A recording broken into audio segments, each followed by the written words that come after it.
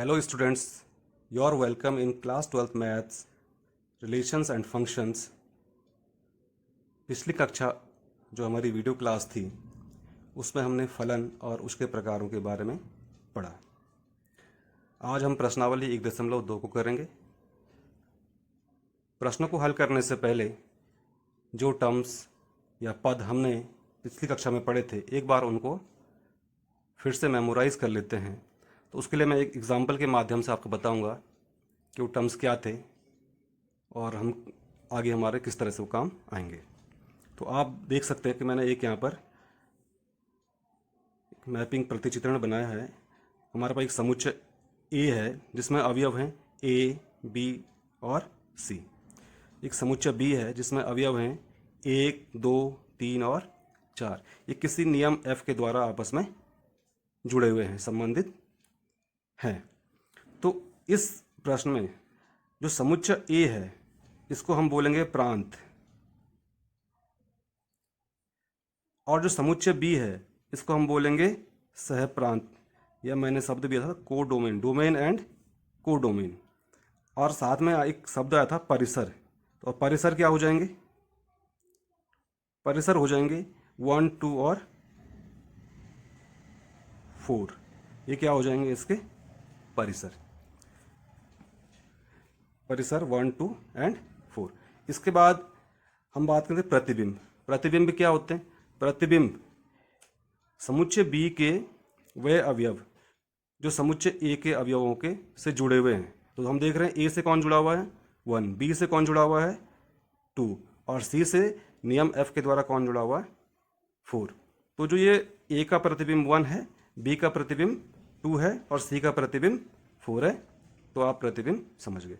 इसके बाद एक शब्द आया था पूर्व प्रतिबिंब। पूर्व प्रतिबिंब क्या हुआ? समुच्चय ए में जो ये अवयव हैं, जैसे 1 का पूर्व प्रतिबिंब हो जाएगा ए, 2 का पूर्व प्रतिबिंब या प्री इमेज बी और 4 का पूर्व प्रतिबिंब हो जाएगा सी। तो प्रतिबिंब और पूर्व प्रतिबिंब इन शब्दों का भी यहाँ पर, इन पदों का भी बार बार प्रयोग होगा, इसको समझ लेंगे। इसके बाद आता है एक एकी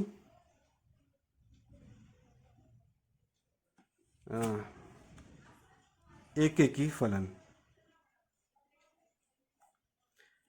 तो हमने पहले भी किया था, इस बार भी इसको फिर समझ लेते हैं। एकी फलन क्या होते हैं? वह फलन जिनमें प्रांत के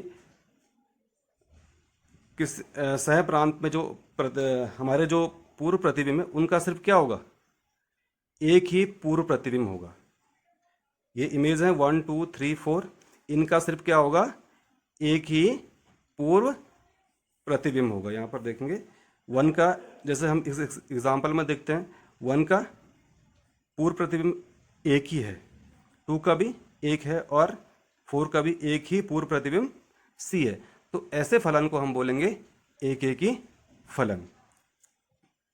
इसके बाद है आच्छादक फलन। तो आच्छादक फलन जब सह प्रांत का प्रत्येक अवयव क्या होता है? प्रांत के, ये प्रांत है और ये सह प्रांत। तो आच्छादक फलन क्या हो जाएंगे? जब सह प्रांत का प्रत्येक अवयव जो है प्रांत के किसी न किसी अवयव का प्रतिबिंब अवश्य होता है, तो वो क्या होता है? आच्छादक। लेकिन यहाँ पर जो हम देख रहे हैं जो 3 है उस प्रांत के किसी भी अवयव का प्रतिबिंब नहीं है। तो इसका मतलब ये क्या हो जाएगा? ये वाला जो हमारा एग्जाम्पल एक तो है लेकिन ये आच्छादक नहीं होगा यहाँ पर। तो ये हमने फिर से थोड़ा एक बार इनको देख लिया। अब प्रश्नों पर आते हैं।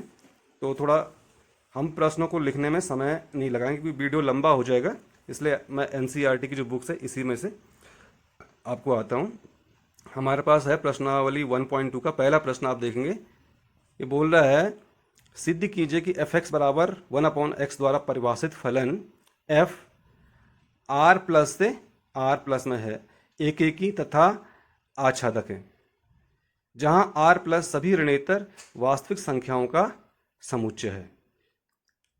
यदि प्रांत r+ को n से बदल दिया जाए जबकि सहप्रांत पूर्ववत r+ ही रहे, तब भी क्या यह परिणाम सत्य होगा? तो पहले हम थोड़ा सा यहाँ पर हम देखते हैं इसके लिए। तो आपने विभिन्न प्रकार के जो है नंबर हमने पहले भी पिछली कक्षाओं में पढ़े हैं, थोड़ा एक बार फिर देख लेते हैं। एक होता है n, समुच्चय n क्या होता है? प्राकृतिक संख्याओं का समुच्चय, 1 2 3 और इसी प्रकार से आगे। फिर हमने पढ़ा था z, z मतलब पूर्णांकों का समुच्चय। और पूर्णांक क्या होते हैं? ऋण पूर्णांक भी हो सकते हैं और धन पूर्णांक भी हो सकते हैं। तो जैसे 0 1 2 3 ये हो जाएगा आपका पूर्णांकों का समुच्चय। इसको हम धन पूर्णांक और ऋण पूर्णांक अलग करके दो समुच्चय, z प्लस धन पूर्णांक, z माइनस ऋण पूर्णांक, दो उपसमुच्चय इसके और भी हो सकते हैं। इसके बाद r, आप फिर आपने परिमेय संख्या भी पढ़ी थी, वही संख्या जिन्हें p/q के फॉर्म में लिखा जा सकता है, और अपरिमेय संख्या जो p/q के फॉर्म में नहीं लिखी जा सकती, जैसे कि वर्गमूल 3, वर्गमूल 2 इत्यादि। ठीक है। और r प्लस क्या होते हैं? r क्या होंगे? r मतलब वास्तविक संख्याओं का समुच्चय। तो r में सारे परिमेय और अपरिमेय, और इसको हम इस तरह से open interval minus infinity to infinity, minus infinity to infinity. अब यहाँ पर फिर से बात आ गई ओपन इंटरवल या खुला अंतराल भी इसको बोलते हैं। इसका मतलब यह है कि इन दो बिंदुओं को छोड़कर, माइनस इन्फिनिटी और इन्फिनिटी को छोड़कर जितने भी वास्तविक संख्याएं हो सकती है वो सारी क्या होंगी? आर में आएगी। अब यहां पर आर प्लस बोल रहा है ये, तो आर प्लस का मतलब क्या हुआ? और साथ में बोला ऋणेतर है, लेकिन यदि हम इसको इंग्लिश की बुक में देखेंगे तो ये बोला नॉन जीरो, यानी कि नॉन जीरो रियल नंबर। तो नॉन जीरो रियल मतलब आर माइनस, और इसमें से क्या हो जाएगा? जीरो नहीं होगा इसमें।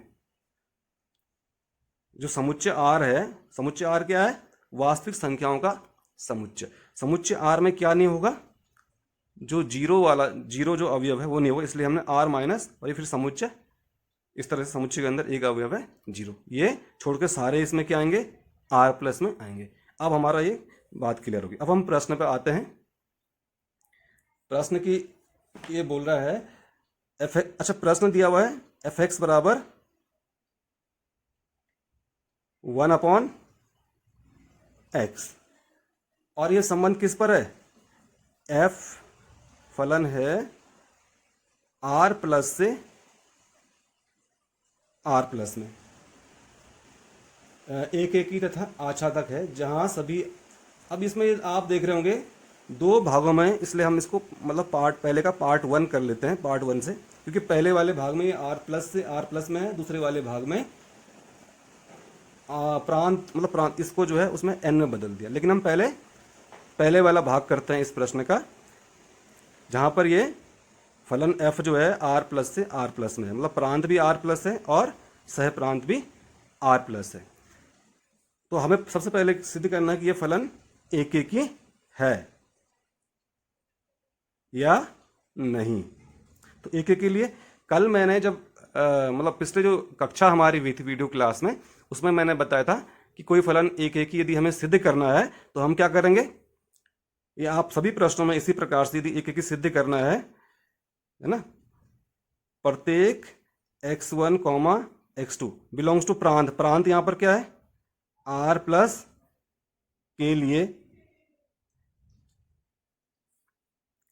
f(x1) बराबर f(x2) से यदि क्या प्राप्त होता है, हमें x1 बराबर x2 प्राप्त होता है, तो हम बोलेंगे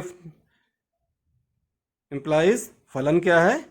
एक एक ही। तो हम ये इस प्रश्न में एक एक ही है। अब इस प्रश्न में हमने इसी को अप्लाई करना है, तो यहां पर हम देखते हैं fx1 बराबर fx2 से, यहां क्या देखेंगे? fx1 देखो, fx बराबर है 1/x, तो fx1 कितना हो जाएगा? 1/x1, और fx2 कितना हो जाएगा?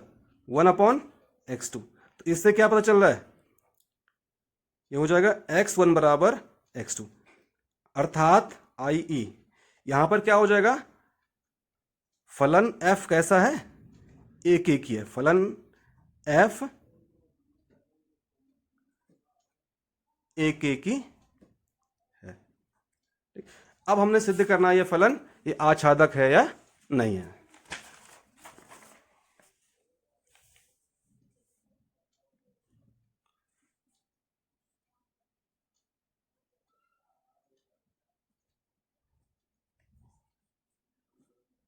तो इस फलन को आच्छादक सिद्ध करने के लिए हम क्या करते हैं, हमें पता है कि y बराबर एफ एक्स, वाई बराबर एफ एक्स का मतलब क्या है, कल भी पढ़ा था हमने कि फलन जो y है वो x का क्या है, फलन है।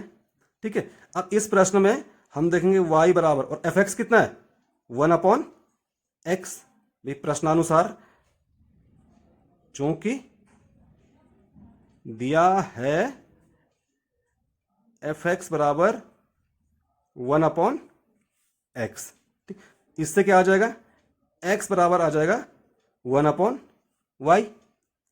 अब जो ये x का मान है हम इसमें रख देते हैं, तो ये क्या आ जाएगा, एफ एक्स बराबर ये हो जाएगा f 1/y, और ये हो जाएगा f, अब एफ एक्स बराबर 1/x है तो f 1/y बराबर क्या हो जाएगा 1/y, और ये y ऊपर चला जाएगा।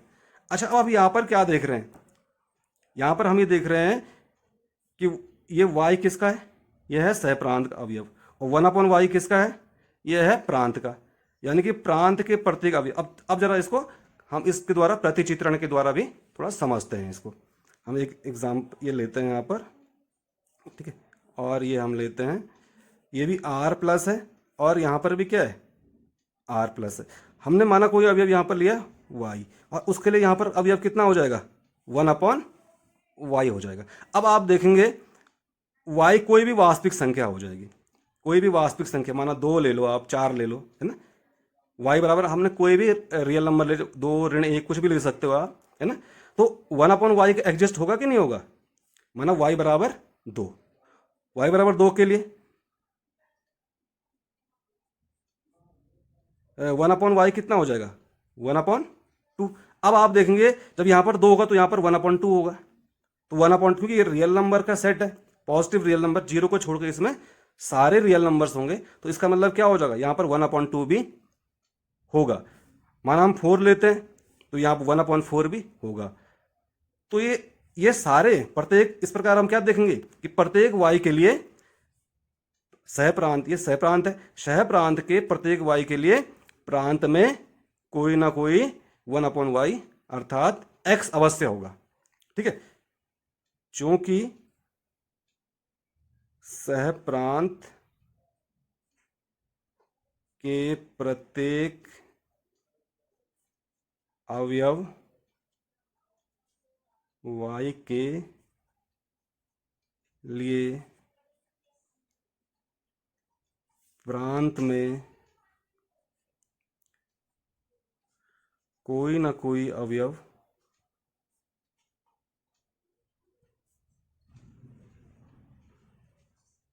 अवश्य है।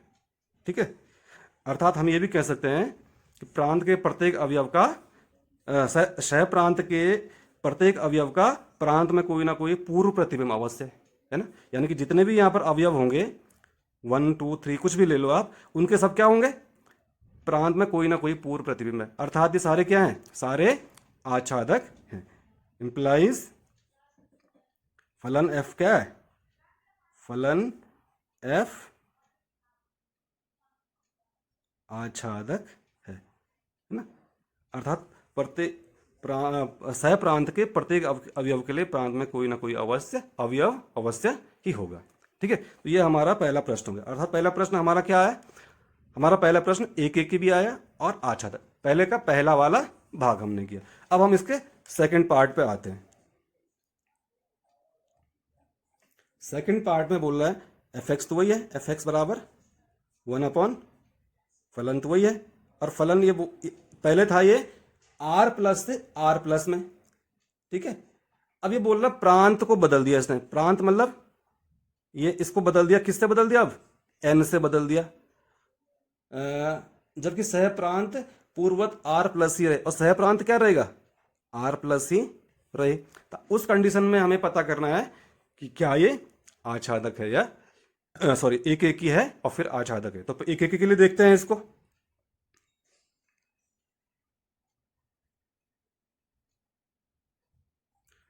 है ना, एक एक के लिए प्रत्येक x1 comma x2 belongs to किससे, प्रांत, प्रांत क्या है यहाँ पर n, है ना।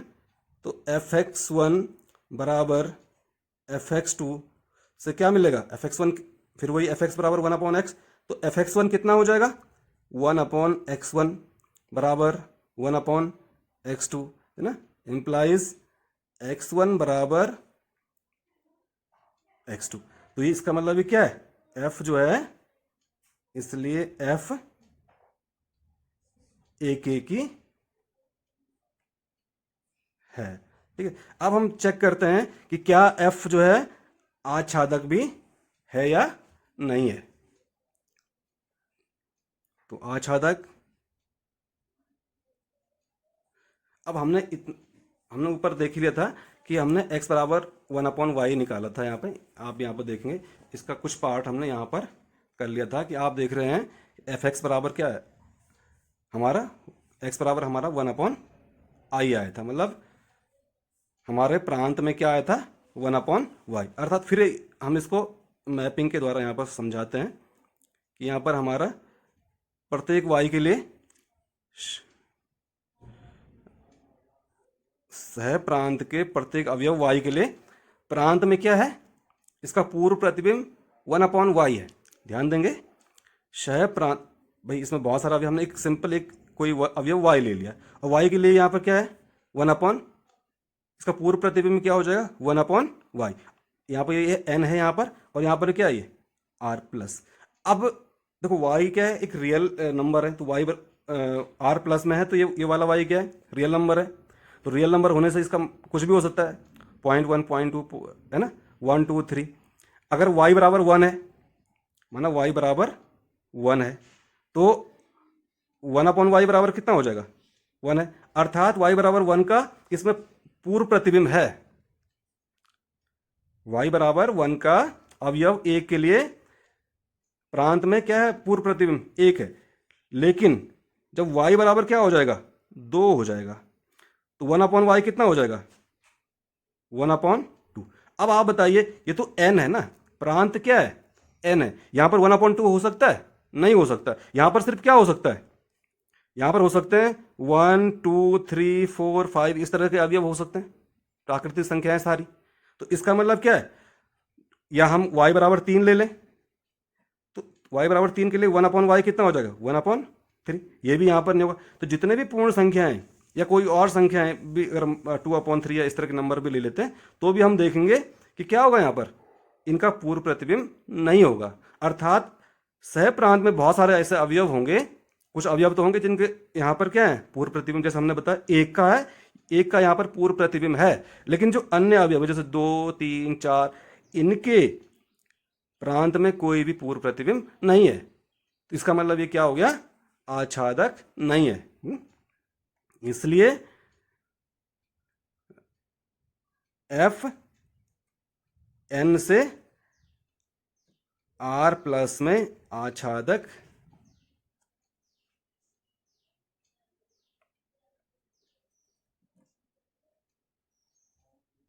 नहीं है। क्लियर। अब हम नेक्स्ट क्वेश्चन पे चलते हैं।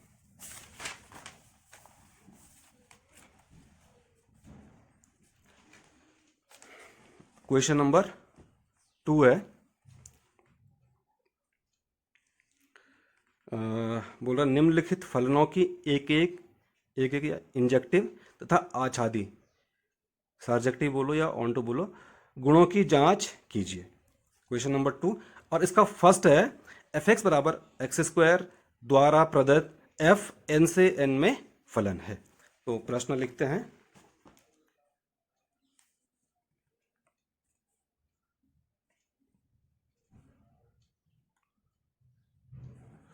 क्वेश्चन नंबर 2 का फर्स्ट है ये, एफ एक्स बराबर x² और जो हमारे पास फलन दिया है वो क्या है n से n में, अर्थात n क्या है, ये प्रांत है और सह प्रांत भी n है, प्रांत भी n है और सह प्रांत भी n है। तो सबसे पहले हम इसको चेक करते हैं कि ये एक एक ही है या नहीं है। तो वही हमने बताया था, एक एक की सिद्धि करने के लिए हम क्या करेंगे कि कोई दो अवयव ले ले हमने, x1 प्रत्येक, है ना, प्रत्येक x1 comma x2 belongs to n, मतलब, और ये n कौन सा वाला है, प्रांत वाला। तो x1 comma x2 belongs to n के लिए fx1 बराबर क्या है, fx2 से fx1 कितना हो जाएगा। अब देखो fx बराबर एक्स स्क्वायर है, तो fx1 बराबर कितना आ जाएगा, x1 का स्क्वायर, और fx2 बराबर कितना आ जाएगा, x2 का स्क्वायर, है ना। और यहां से क्या आ जाएगा, x1 का स्क्वायर। अब इसका पक्षांतर कर लेते हैं, मतलब साइड चेंज कर लेते हैं। साइड चेंज करने पर आपको पता है कि क्या होता है, चिन्ह बदल जाता है। तो ये प्लस का था तो इधर माइनस, और यहां पर क्या बचेगा, जीरो बचा। अब ये ध्यान देंगे, यह x1 का स्क्वायर माइनस x2 का स्क्वायर क्या हो जाएगा, x1 minus x2, x1 plus x2 बराबर जीरो। अब आप बहुत से हो सकता है सोचें ये कैसा आ गया, तो ये सिंपल है, हम अलजेब्रा का फॉर्मूला होता है बीजगणित में, ए स्क्वायर माइनस बी स्क्वायर बराबर क्या होता है, ए माइनस बी और ए प्लस बी। इस सूत्र के द्वारा ये इतना आ गया। अब या तो x1 माइनस x2 बराबर जीरो, तो यहां से क्या आ जाएगा, इंप्लाइज x1 बराबर x2 आ जाएगा, या फिर x1 बराबर माइनस x2 आ जाएगा इसका वैल्यू। ठीक है, अब यहां पर ध्यान देने वाली बात यह है, क्योंकि क्या है, दोनों ही n है, प्रांत भी n है, तो ठीक है x1, लेकिन सह प्रांत भी क्या है आपका, सह प्रांत भी आपका n है। सह प्रांत n है तो इसमें निगेटिव संख्या तो हो नहीं सकती है, तो निगेटिव नहीं हो सकती, तो इसका मतलब क्या है, x1 बराबर माइनस x2 तो हो नहीं सकता है ना। x1 बराबर माइनस लिखेंगे, चूंकि सहप्रांत क्या है, n है, इसलिए x1 बराबर माइनस x2, है ना, is not possible, not possible. ठीक है, तो इस क्या आ जाएगा, ये इंप्लाइज x1 बराबर आ जाएगा आपका x2 आ जाएगा। तो भाई हमने कहा था कि fx1 बराबर fx2 से यदि हमारे पास क्या मिलता है, x1 बराबर x2 आता है, तो हम बोलते हैं ये फलन क्या है, एक एक ही है। तो अतः इसलिए f क्या है, n से n में एक एक ही या वन वन फंक्शन है। ठीक है, एक एक ही फलन है। ठीक, अब हम नेक्स्ट चेक करते हैं कि क्या जो है f आच्छादक भी है या नहीं है। तो इसका आच्छादक के लिए हमने कहा था कि f y बराबर, y किसका फलन है, fx का, y किसका फलन है, सॉरी fx या f ऑफ x भी बोलते हैं इसको, f ऑफ, या हम सामान्यतः fx से बोलेंगे। y बराबर fx, और fx कितना है, एक्स स्क्वायर, अर्थात x बराबर कितना आ जाएगा, y बराबर एक्स स्क्वायर, तो x बराबर कितना आ जाएगा, रूट, मतलब प्लस माइनस रूट वाई। अब जरा इसको हम मैपिंग के द्वारा समझते हैं। ये n है और ये भी क्या है, n है। अब इस n में क्या होंगे, 1 2 3 4, है ना, इस तरह से होंगे। और यहां पर भी क्या होंगे, 1 2 3 4। ठीक है, अच्छा अब आप देखेंगे यहां कोई अवयव हमने यहां पर, यहां से हमें क्या मिल रहा, पहले यहां देख लेते हैं, यहां से हमें क्या मिला, x बराबर इतना मिल गया, तो एफ एक्स था ना। अब यहाँ पे हम क्या रख देते हैं, एफ रूट वाई रखते हैं माना, क्योंकि x बराबर कितना निकला हमारा, प्लस माइनस रूट वाई, हमने प्लस रूट वाई रख दिया। ठीक है, तो ये क्या हो जाएगा इस रूल के हिसाब से, रूट वाई का स्क्वायर, और रूट वाई का स्क्वायर कितना हो जाएगा, वाई। ठीक है, तो अर्थात हम क्या देख रहे हैं, वाई सह प्रांत और रूट वाई क्या है, ये प्रांत में। तो कोई भी अवयव वाई ले लिया हमने यहाँ पर, माना हमने 4 लिया। ठीक है, तो 4 का स्क्वायर रूट कितना हो जाएगा, 2। इसका प्री इमेज कितना आ रहा है, 2 आ रहा है। ठीक है, यहाँ पर तो ठीक है, लग रहा है कि ये आच्छादक हो भी सकता है, नहीं भी हो सकता है। अब हम दूसरा अवयव लेते हैं कोई, माना हमने 3 लिया, अब y बराबर 3 के लिए अब हम देखें क्या, y बराबर 3 हमने कहाँ से लिया, प्रांत से, सॉरी सह प्रांत से। प्रांत में क्या रूट रूट y है, रूट y मतलब √3 है कोई, लेकिन यहाँ पर कोई √3 नहीं होगा। तो इसका मतलब क्या होगा कि जो संख्याएं पूर्ण वर्ग नहीं है, जैसे वन तो पूर्ण वर्ग है, वन का प्री इमेज हम निकालेंगे तो 1 ही आएगा, ठीक है। 2 का तो होगा नहीं, यहाँ √2 तो है नहीं। उसी प्रकार से 3 का भी नहीं होगा, 5 का भी नहीं होगा। हाँ 9 आएगा, तो 9 का कितना आएगा प्री इमेज, 9 का प्री इमेज 3 आएगा। लेकिन जो अन्य संख्या हैं जो पूर्ण वर्ग नहीं है वो क्या है, उनका यहाँ पर पूर्व प्रतिबिंब, प्रांत में कोई पूर्व प्रतिबिंब, ये प्रांत है ना, इसमें कोई पूर्व प्रतिबिंब नहीं है। तो अतः हम यहाँ पर क्या कह सकते हैं कि y जो है, ये फलन जो है f n से n में क्या है, आच्छादी नहीं है। इसलिए f n से n में आच्छादी नहीं है। ठीक है ना? क्यों नहीं है ये हम बता दें, क्योंकि यहाँ पर जो संख्या है पूर्ण वर्ग नहीं है। प्रांत में, सह प्रांत में जो संख्या है, चाहो तो लिख लो कहीं, आप अभी सुन लिया फिर भूल जाओगे। क्योंकि सह प्रांत की वो संख्याएं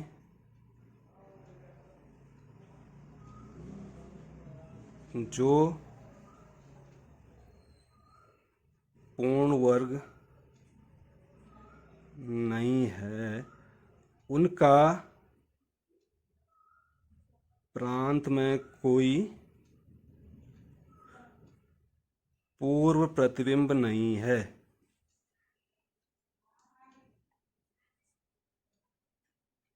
ठीक है, तो ये हमारा क्वेश्चन नंबर 2 हो गया। क्वेश्चन नंबर 2 क्या, एक ही तो है लेकिन वो आच्छादक नहीं है, 2 का फर्स्ट।